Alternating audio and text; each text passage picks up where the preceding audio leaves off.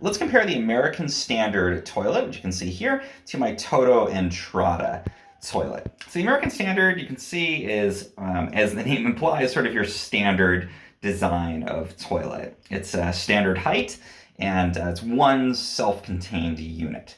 So very simple, the installation is going to be fairly easy. It's got good capacity. It's a fairly water efficient toilet, and I find that it does a pretty good job of avoiding clogs and that kind of thing.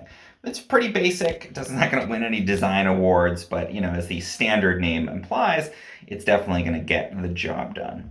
The TOTO, on the other hand, is a little bit more compact, a little bit sleeker design. It is designed in Japan, and I think the biggest difference is it's a two-piece toilet. So the tank and the bottom piece are separate. And that means that it's a little bit easier to fit into smaller spaces, and it's a little easier to customize exactly how it's going to work in the space. And you can see the tank itself, a little bit slimmer, a little bit more compact than the American Standard. Overall, these are both great options.